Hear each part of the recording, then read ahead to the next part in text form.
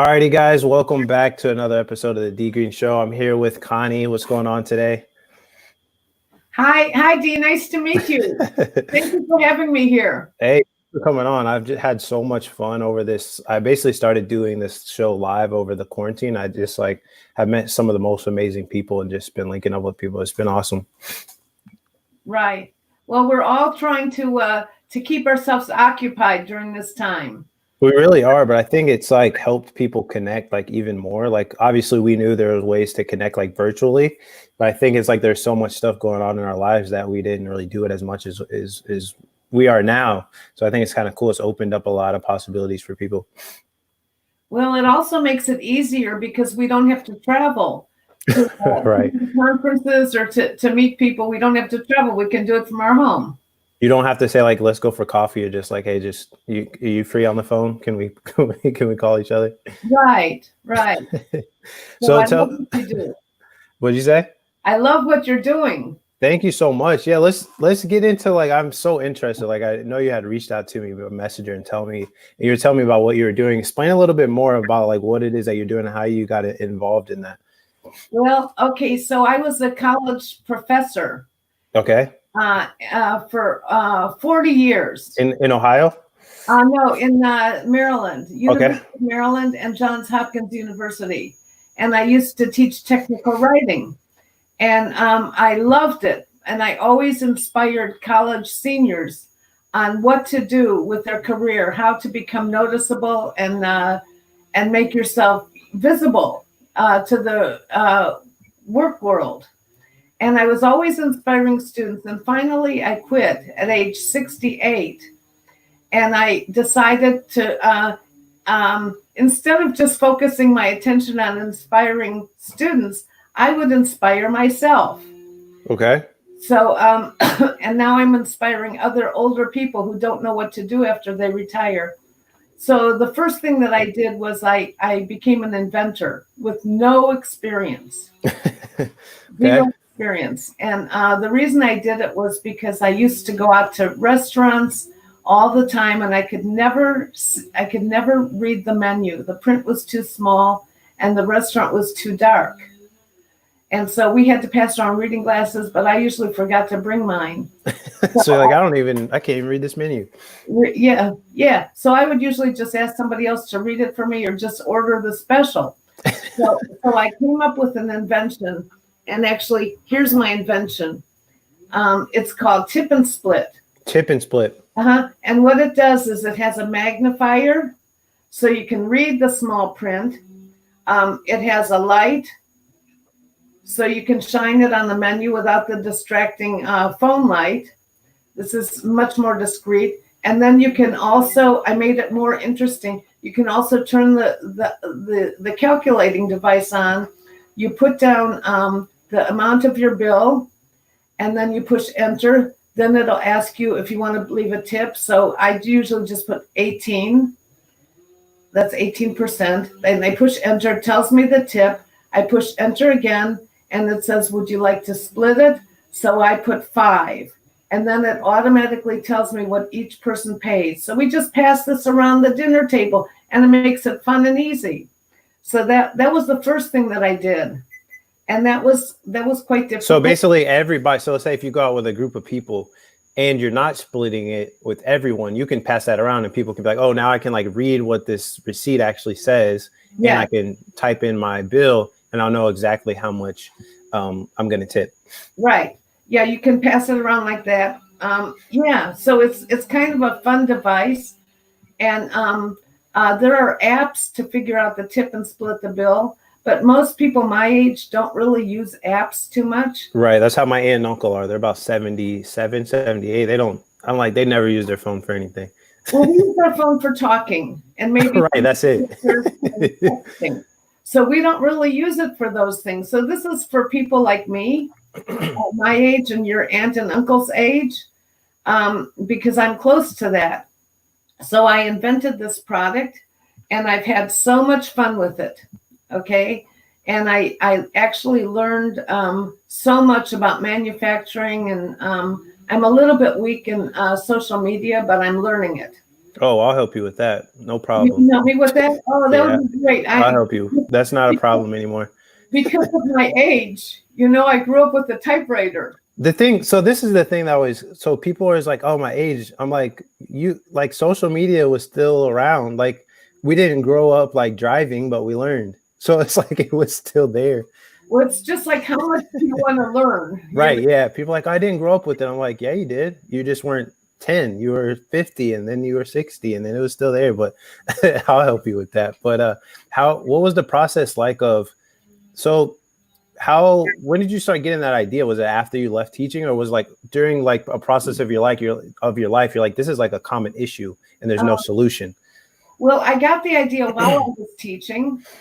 And because I taught technical writing, mainly to engineers, I actually had them do writing assignments based on what they wanted to do in the future. So they would have a topic, and then I would ask them to write a brochure about their topic, to advertise it.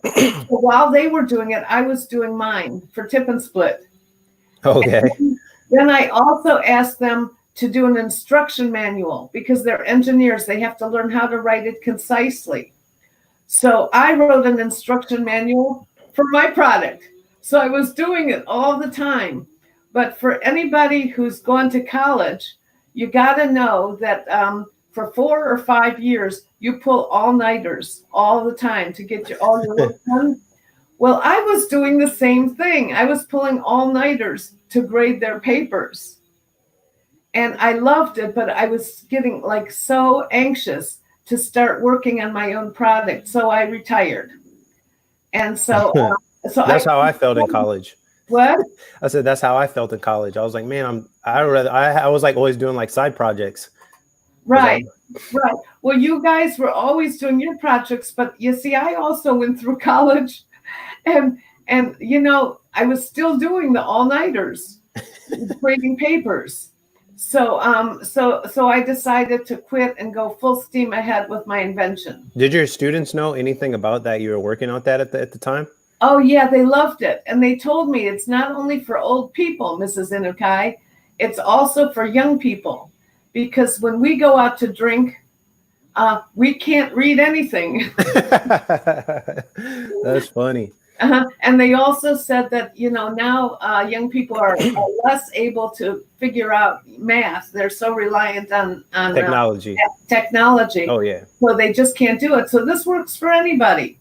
Do you feel like, would you say that is more of a product that would be like a higher percentage would be women, since it's like a device that you have to carry around, and guys, it's like we'd have to carry that around basically in our pocket rather than a purse. It fits in your pocket, but most women like it more. And just as an aside, I don't know if this is too sexist, but men don't like to ask for directions. Right. It's like where they're going, they say, I'll figure it out. Men don't really realize that they need help. But whenever I go out with men, they always want to borrow it.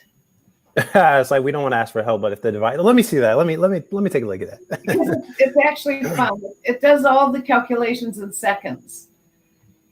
So it's kind of a nice gift, mainly to give to women. So what was the process like of like actually making that? Oh yeah, that's another interesting story. Well, Dee, I'm divorced. I've been divorced for a while, but I was fortunate to be divorced from a brilliant engineer and mathematician. Okay. And he did all of the algorithms to make this thing run smoothly. Oh, so you guys still have like a good relationship? Yeah, we have a good relationship. Oh, wow. Because we have 5 grandchildren together. And so he's retired also. He's brilliant.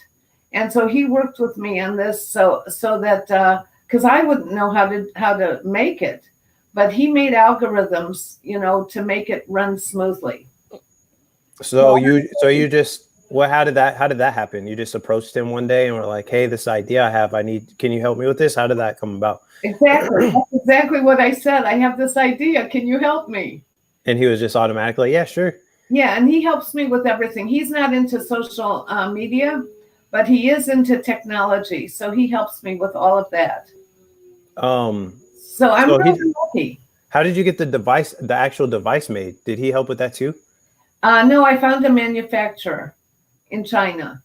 Oh, and Uh, how did you figure out how to do all that? Was that a lot of research, or was that stuff you already had knowledge in? that's actually been my biggest downfall, finding a good manufacturer, because the first manufacturer I had really couldn't do it.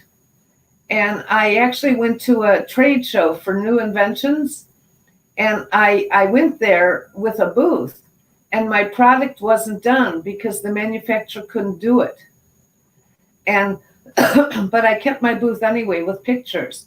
And at that conference, they had QVC was there, and they had a pitch competition. So I signed up for it. So I pitched it with just pictures of my product. Uh-huh. And they all loved it, but they said, come back when you have the product. So I went back the next year and I said, do you remember me? And they said, yes, we do. So I said, now I have my product. So I pitched there and they loved it. And they actually gave me a standing ovation probably because of my age and because I found a device that's not on the market. So I was invited to be on QVC. Oh, wow. Yeah. So so the road has been kind of fun, but then my manufacturer started messing me up a little bit. They really couldn't get it right, and they kept on making mistakes in the manufacturing. So I actually had to put it on hold, my product on hold, for about 1.5 years because I didn't want to sell a faulty product. Oh, wow. So but now I'm back in business. And since then, I actually wrote a book because I was a writing teacher. That's awesome. I'm constantly evolving. So What's the book? This is my book, and it's called... Can you bring it closer? Yeah. How I Got My Product on QVC, The Today Show, The View, and More in Retirement. That's my book. That's I can awesome. send it to you. Okay. Okay. Yeah. I'll send it to you. Okay. So I got that book, and I started evolving. And from that book, I decided to become a speaker because most speakers have books. Right. Of course. So I started speaking, and I'm having a very good time. And the first was your family like what? Like, who is this woman? Or did they always know you to be like aggressive, like as far as like wanting to just put yourself out there and try new things? Well, I'll tell you. I think my family doesn't really know too much what I'm doing. They're but I think that they're kind of I think they're not surprised. Uh-huh. My oldest son, who's now 42, okay. Okay. When he turned 6, I taught him how to become a magician. Okay. Okay, because I had another son who was 4. He was 6, and I really didn't want to hire a magician for his birthday. So you're like, let me just teach my son to do it. Yeah, well, he knows it better than I. I can just tell him, but he can do it. That's funny. And so he became a magician, and he actually got started doing magic shows all over the place. Oh, wow. And he was actually invited to the White House for their Easter egg hunt. Oh, wow. Do a magic show. And he was about 10 years old. And then, so I'm just going a little bit off track, but you said, what do my kids think? Then my son, I was divorced, but I tried to give my kids some kind of boy activities. And so I got him introduced in baseball cards. Okay. And so I took him to a few shows, and he says, Mom, I can't compete with these other traders, baseball card traders. So he got the idea to start his own baseball card shows for kids. Oh, wow. So he rented out the Marriott Hotel and packed it up with 100 kids, 16 and younger. And he taught them how to do a booth to make it come, alive. Mm-hmm. And actually, the Washington Post covered him, and the NBC News did a story about him. So I'm a little bit used to publicity. So my son did that. He's 42 now, and he doesn't do magic shows anymore. But I still am thinking about maybe me becoming a magician at one point, but I'm not nimble enough. So you decide, okay, I have this book now. I want to become this speaker, right? Yeah. Okay. So what happened after that? So I applied to become a speaker at something called the Awesome Women's Summit. And I was really surprised because they accepted me, because most of the speakers are really young, and they actually accepted me to do that. So I was very excited, and it was actually on March 12th, the last day that they had public shows. And when we went to that show, it was kind of nerve-wracking because we didn't know if it was going to be canceled or not, but they did have it. I absolutely loved it. I actually felt like I was the band on the Titanic playing while the whole ship was going down. So but we did the show, and then since then I've had a few more virtual conferences where I've spoken. And I'm going to be a speaker at some women's conference in October if it goes. So I'm absolutely loving that. Wow. Yeah. So speak a little bit about, like, and I think this is something that's important. Obviously, I haven't gone through it myself, but just I feel like the way, maybe not in the whole world, but especially in America, it's like go to college, graduate, work super hard at your job, save up money, and then when you're 60 or whatever, you're retired. But I feel like, and then they think, oh, then you're going to have fun. But a lot of people that I know, once they get to that age, they don't really want to do anything. They just kind of like their life is done. They feel like, oh, I'm older now. Like I have like there's nothing else to do but just sit around and watch TV. So talk a little bit about how, like, the importance of like still doing things throughout your life, no matter like your age. Well, that's such a great topic, because that's what I like to talk about. Like, you're never too old to do something new, because spirit has no age. Right.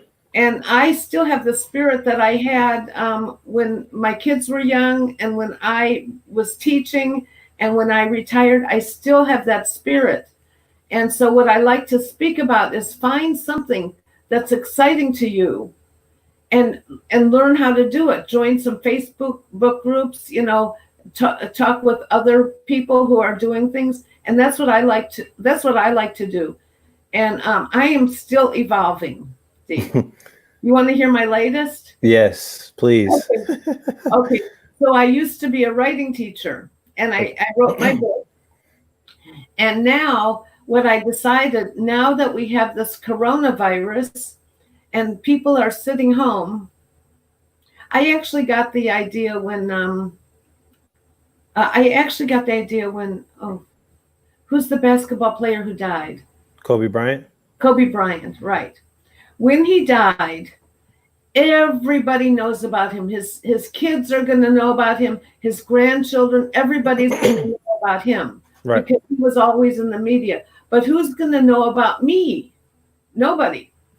So I decided to write down my memoirs for my children and my grandchildren. So after I'm gone, they will know who I am. So I've been working on it for over a month, and I started a program. Because I'm an inventor, I know about trademarks. So I have the trademark, Write Your Selfie, because I think that would appeal to people my age, because we don't really do selfies. Right. So I'm writing a book. So far, and it's based on pictures, and it's based on all the photo albums that people like me have stored, plus our digital pictures. And I'm writing that book, and then I'm going to offer to help people how to write theirs, called Write Your Selfie. So I think that's one thing that I can do, because I'm on lockdown, and other people can actually do it, right, because they have the time, and they might also be inspired to write their own story, but they just don't know how to get started. So I'm learning how to get started. That's one of my favorite things I think about social media, is that, like, whenever you're gone, like, that stuff stays forever, versus like if you're just somebody that never, like you said, you don't ever write anything or document anything, you die, and it's just like, okay, you're here and you're gone. Like the rest of your family, or anyone else, like there's nothing else to connect you except maybe looking at a couple pictures, which doesn't do it as justice. Right. So what I'm doing is I'm finding pictures that are very, very meaningful to me, and I'm putting them in a story. So, for example, here's a very fun example of me. I found this picture of my family. My family owned a little boat, and we called it Dr. Skakel. And it was DR. Well, it was named after, my dad's name was David, and my mom's name was Rebecca. So that's DR, and there were 6 kids. And at that time there were 5. Sharon, Connie, Arthur, Chucky, Louie. So we called it SCACL, Dr. Skakel. And then when my youngest brother was born, we had to call him Eddie. So we wouldn't have to change the name of the boat. So we just added an E at the end. So it became DRSCACLE. So I have a picture of that boat and the little story. So I think that's kind of fun for my family, for my grandchildren to read about. Right. I'm finding all these stories about my family that I can put in a book. I think that's awesome. What would you say is like a good like tip you would have for, you said you feel like you still have that same spirit as you did when you were much younger. What's the key to being able to do that? To write a book, or to have the spirit? To have that spirit, and not to just like, oh, I'm older now, I'm not going to do anything. Like my life is done, I'm just waiting to the end. I feel like a lot of people do once they get over 60 or whatever. But what's been the key in your opinion to, keeping that same spirit and continually looking for different things to do in life? I think that we're born with it. I think you're one of those people who is also born with that spirit. And we have to just overcome our obstacles. Like for me, it's technology and social media. I think I could be much better if I knew how to promote myself. But, I'm trying very hard. So what I do when I speak, I spoke at AARP, and I'm going to be a keynote speaker if things ever open up on AARP. And what I like to do is when I'm in an audience of older people, I tell them a little bit about my story. And I say, does anybody have an idea in the back of their head that they, because everybody has some idea. Right. And so somebody will raise their hand and they'll tell me their idea. So I will hand them over a tip and split. And I'll say, thanks for sharing. And then all the hands go up because everybody starts thinking of an idea that they have. And then I usually give out about 4 of them. And then I stop, but they all get the ideas. So I think a lot of people have an idea, the same as I have studied, and about 4 out of 10 people have an invention in their head. And they've never done anything. And then they see it on the market years later. And they're like, oh, they took my idea. Right. So becoming an inventor is not so easy. So, but doing anything that you want to do is not easy. Is great. And it doesn't have to be so profitable, but it just has to be something that you love, because you have to love getting up every morning. Right. And turn on the TV. I agree with that. I think, like you said, even as you get older, like a lot of people, it's like you're not going to work anyways. So it's like you don't have to necessarily focus on like, is this going to make money? But I think with social media and with anything these days, like it's made it possible to where you can take any passion and put it out there, like book, YouTube, blog, podcast, anything really. Well, a lot of people my age are starting to make masks because we know how to sew. And that's a really nice thing to do. That's social entrepreneurship. You don't even have to sell them. You can just give them away. Right. So you can be a profit entrepreneur or a social entrepreneur, whatever makes you happy. So I know people who wake up in the morning and start sewing masks, and delivering them, or volunteering, whatever they want to do. A lot of people are volunteering, making a little money volunteering to drive food deliveries. So right now, like, what does your like average like day look like? What's your like routine look like? Well, I usually wake up at around 6 o'clock in the morning Oh my goodness. because I like to wake up before the kids wake up. You gotta get a little break. And I like to wake up and check on usually every day You do that with an alarm or just naturally? it's natural. Oh wow, Because okay. I'm excited. I'm excited and I look at the clock and I say, okay, time to go. And usually what I do nowadays is every day I take pictures of my photo albums, and every day I send myself an email with pictures that I make digital. So every day I work on one aspect of my write your selfie, and I group the pictures together and I write little stories about each picture, like my family's boat. So I'm having a lot of fun. So you do that. What's the rest of the day look like? So you wake up early, 6, and then you put that together. How long does that normally take? Till the kids wake up. So what's that, like 8 or something, 9? About 8 o'clock, and then I play with the kids a little bit. And then when I have a break from them, I go back to something else. Like I'll do a LinkedIn and see who's writing about something. And I learn a lot by doing LinkedIn and Facebook. I see what else is going on. That's how I found you on Facebook. You were looking for somebody to speak, and they said, "Oh, that's me. I love to talk." So then I wait for the kids to go to bed, and then I go back to doing my own thing. Are they like, oh my gosh, I can't believe that you're on social media? Like your family? Yeah, I think that they don't know what it is. My 8-year-old grandson looks at me on a podcast or maybe a Zoom meeting where I'm just watching, and he says, "Are they watching you? Can you talk to them? Can I?" And and my 4-year-old granddaughter says, "Hi, I'm here." So they don't really know what it is, but I think that they don't really know what I do. What about like your other friends that are like closer to your age? Are they active on social media like that too? What do they think about like the stuff that you're into and that stuff that you're doing? I don't think that many of them know what I'm doing. I don't think that they know. I'm on a few Zoom meetings with friends. Like we have a meeting every Sunday morning where we get together and talk.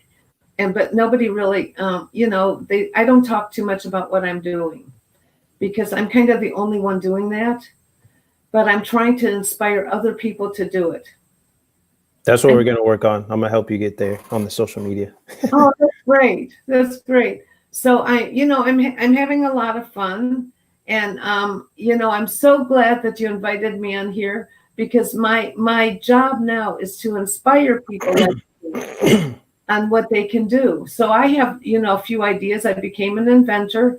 I became a writer, and now I'm writing this Write Your Selfie, which anybody can do. I'm actually using Shutterfly to organize my photos. And you said you're putting together like a class or some type of instructions to help other people do that too? Yes. As soon as I'm ready. Actually, I'm teaching. I'm going to be teaching a class on June 25th at a local college. It's free, and so one thing that I'm doing with my time is I'm learning how to make a PowerPoint with good slides on how to write your selfie. Because I get these. You're doing more than people my age that I know. What? I said you're doing more than people my age that I know. Well, I'm trying to learn how to make a good slideshow to do this course. And then I actually have a website now. It's just a Wix free website, but I haven't done anything with it. But eventually I'd like to charge people about $100, and then I will coach them through the whole process. I would like it to do it for free, but I think it's going to take too much of my time. So that's super valuable, valuable service. Right. Well, I'm thinking about, most people would love to do it, but they just don't have the initiative to get started. And so I think you should do an online course eventually. That way people can just go through it at their own time. And you just have to do it once. Right. I'm trying to do that and figure out a platform for that. The And lady that I'm having on here tomorrow, she's like the head of Teachable. I'm not the head, but she's like the face of like Teachable. She does a lot of their like marketing and the branding and what's stuff. her name? Her name is Jess. Okay, I went to her webinar about Teachable, and I'm thinking about using Teachable. She's coming on here tomorrow. Okay, I'll be sure to watch. Is it the same time? Yeah, 10. Yep. Okay, how do I get on there? On here? Yeah. Just go to my Facebook page. You'll see it. Okay. Yeah, tomorrow, Friday. Yep. Okay. Well, tell her I'm ready to go with that, because I think that's the one I'm thinking about is Teachable, because I think that's a really great way to get your presence online, and they help you with everything. So she's awesome. I'm sure she'd be able to like point you in the right direction, and you could just come on here tomorrow and you could just type in any questions that you have, and you could just connect with her tomorrow afterwards. Well, so I'm so glad I'm on here today. Yeah, that's awesome. So that'll help you. So she'll be on here tomorrow. So okay, well that's great. So my thing is you're never too old to do things. And my days are very, very exciting. And now my tomorrow morning on Facebook will be so exciting. And I'm so happy to meet with you. And I love what you're doing. Thank you so much. Great job. So I appreciate that a lot. I know there's a lot of people that it's easy to just use social media to like, oh, look at me. Like you grow this following. But I was just like, man, there's kind of like you. It's like there's a lot of people I can impact with like messages like this. So obviously I want to have my businesses that I make money, but I want to use these platforms to like try to make a difference in the world. So I appreciate that. What was I going to say? So how many of those do you get made at a time, the tip and split? This is so exciting for me because I did a pitch contest in February, and there was a company there that is taking on my product, and I have 8,000 units. Oh, wow. In the garage, and they're going to place them all in retail stores, and they're going to help me get into retail. Right now is not a good time for retail, especially for my product, because nobody eats out in restaurants. But I think they're gearing up for Christmas, where this is a great stocking stuffer to give like to your aunt, right? To your grandparents or your parents or whatever. So they're gearing up, and we're going to be talking about how they can help me. That'd be awesome. I think like this is like an advanced thing, but like ClickFunnels, I feel like would really, I don't know if you've heard of that before. But basically like ClickFunnels is like you offer, it's kind of like a website, but like you have like a product or a service. So let's say, for example, a lot of people, I'm trying to think of like a good example for this, but let's say like duct tape, right? They're like, a company will usually sell like, oh, here's like my roll of like duct tape, right? That I'm going to sell. And let's say it's like $3, like that's all you can like sell. But they're like with the ClickFunnels, like the first page, like, hey, do you want to buy some duct tape? They buy it. And then the next page, it takes them to like another page where either they can buy like more duct tape or they can buy something that like complements the thing. So you could be like, hey, I'm going to give you guys like my book for free or whatever that you just wrote. And then on the next page, it's like, oh, hey, here's my tip and split. It's $10 or $20, whatever. You can buy it. And then on the next page, it could be like, hey, now that you got my free book, you got the tip and split, I'm also have like a course that can teach you how to do all this stuff that I just did. So it's basically like a sales process, not to do like too complicated, but I think in the future, like that could be something that could help you out too. Dee, this is so interesting because I heard about ClickFunnels, and I looked at the podcast about ClickFunnels, and I actually put my product in ClickFunnels. Oh, really? Yes, I did it, but I had no idea what to do with it. Zero idea because of my. It's kind of complex. It is like to get involved, to get started with that. So my son is trying to help me not spend so much money because I'm helping to raise a family here. And right. So he got me off of ClickFunnels. They have a thing called One Funnel Away. It's like $100. It's 30 days, and they show you how to do everything that you need to do. the thing is they can show me, but I don't really get it. I mean, I tried it for a few months. Oh, wow. And I got zero business. I do have a website, and the website was converted into ClickFunnels because somebody tried to help me get on ClickFunnels. So I paid him to get me on ClickFunnels, but I didn't know what to do after that. Oh, So, we'll figure that out. anyway, so you're great, and I know you don't have time, but I'm having a lot of fun. My problem is technology. I know ClickFunnels is great. I think it's for you, it's just like getting the message out there, like the product and all that stuff is But good. how do you get it out? How do you what? How do you get it out? Just, I think for you, it'd just be like using like social media, like getting people to know your personality. Like once people know, like from this podcast, like people will probably go check out like what it is you're doing. But if they could like have a platform where they could like see you like every day, like people would go buy it for sure. Well, that's really nice. How do people see me every day?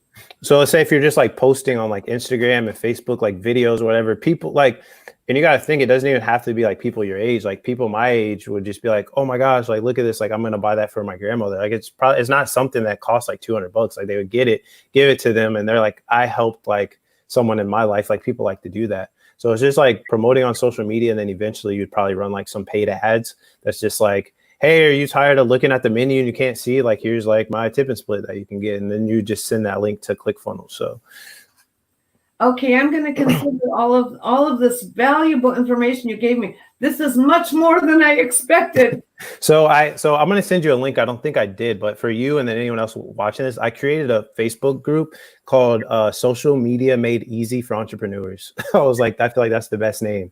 So it's like all the tips, like everything. Like, so I'll send you a link, and then if you ever have questions, just post them in there, and I'll try to answer them. Thank you so much. You are great, and I'm so glad to meet you. Of course. So let's talk about like how. All right, let's use this platform then. So if somebody is listening to this and they're like, man, I'm interested in a tip and split. I'm interested in speaking with Connie. Real quick too, how do I pronounce your last name? Inukai. Inukai. It's Japanese. Your husband was Japanese? Yes. Oh, Inukai. Mm-hmm. Okay, so let's say somebody is listening to this and they're like, man, I really want to, like, I'm interested in tip and split. I'm interested in the book. I'm interested in connecting with Connie. How can they do that right now? Oh, well, I have a website for tip and split. It's www.tipandsplit.com, spelled out TIPANDSPLIT.com. And there they can find it. If they want my book, I have another website. See, I'm kind of into reinventing myself. I have a website called Grandmapreneur Inventor. Oh, I like that. Grandmapreneur Inventor.com. And that's where I'm selling my book. You know what's crazy? When I graduated college, I was trying to figure out what I wanted to do. And I learned how to like make iPhone apps for a little bit. And the first app that I ever made was called Tip Split. Really? Yeah, I was like, I got tired of using my phone to like pull out the calculator and do everything. So I just made an app where it was like, you just put in like what your bill is, it calculates it, and then you just put in like how many people, and it tells everybody like how many it is. Well, then you should become my partner. Hey, let's do it. I'm down for that. I'll help you with the social media. So you got everything else on point. I feel like it's just, I think that's the main thing I see people struggle with, even like best-selling authors, right? Like they know how to get their book inside of the store, but how do you continually get people interested without having to pay for shelf space and pay this person to do that? And I think once you use social media to get people attracted to like your personality, like everything becomes easier. And then you just find partners like, hey, run the ClickFunnels for me, run my ads, do all that type of stuff. So I'll help you with that for sure. Oh, listen, you are great. And I'm looking forward to talking more with you. Of and course. Watch your show tomorrow, and I will follow you all the time. Well, thank you for coming on here. I appreciate this. This was awesome. Before we get off here, any other tips or advice that you would want to give for somebody that, again, that's, let's say they're retired or they're getting close to that and if they weren't listening to this, they would probably just give up and do nothing. How do they stay like motivated and keep doing, like keep progressing in life? Well, I'll tell you, AARP is for that age. I think it's 53 and up. They have a section where they have what people are doing, like ideas about what you can do in your retirement. So I would encourage people to go to AARP and look at it. And just get some of those ideas. And then so let's say somebody has those ideas. What are some tips on like actually acting on them? I know people will go look and they're like, oh, that's cool, I'm going to start it tomorrow. Like this is some of my family. Oh, I'm going to do that tomorrow. Then it's like, oh, I'm going to do that tomorrow. I'm going to do that tomorrow. So how do they actually like act on it without putting it off? How do you do it? Well, one of the really interesting jobs that I found is becoming a dog walker. And people are making a lot of money walking dogs. Well, that was more prevalent before the virus because people were at work and they needed someone to walk their dogs. But to me, if I didn't have all the time, I would consider that because it's great exercise. And I read about that and they said, oh my God, what a great idea. Walk people's dogs who have to go to work because I'm retired. So Awesome. How do you do it? I guess the first way to do it, if you're walking dogs, it has to be a neighborhood thing. So you just put up flyers, I mean, as far as like, let's say if you find a good idea, how do you actually like act on it rather than just keeping the idea like in your head? Well, okay, I'm telling you, dog walker, put up flyers about it. Just take the first action and then the next action and the next action. Yeah, take the first action and then the next action. Now, if you get to my level, where I'm at, then social media comes into play, which I really have to learn. So I will go to your website, your Facebook group. But for many of these jobs, you can just do them dog walking. What's another one? Volunteer at a museum. We have the time. I mean, this doesn't apply now.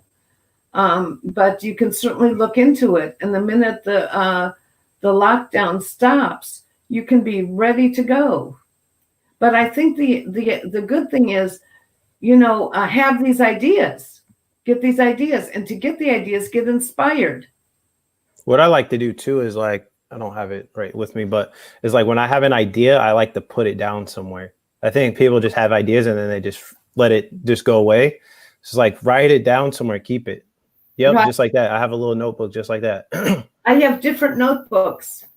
One for my tip and skid, one for my write your selfie, one for speaking, and I need one for marketing.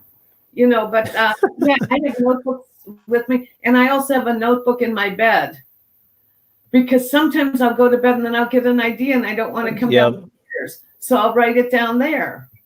I'm the same. I use my phone though, obviously, but I'm the same way because I'm like, man, if I get an idea and I just let it go, ooh, bad. I got to connect you with my aunt and uncle. I feel like you guys would connect very well. Okay, we'll do that. Well, thanks for coming on here. I'm excited to just connect with you even outside of here. Thank you. Okay, it's been such a pleasure, Dee. Thank you so much, and it's great what you're doing, and thanks for all your help. Of course. Like I said, I'll end this episode and then you can hang tight and then we can talk after here. So thank you guys for tuning into this episode and we'll see you guys on the next one. Thank you.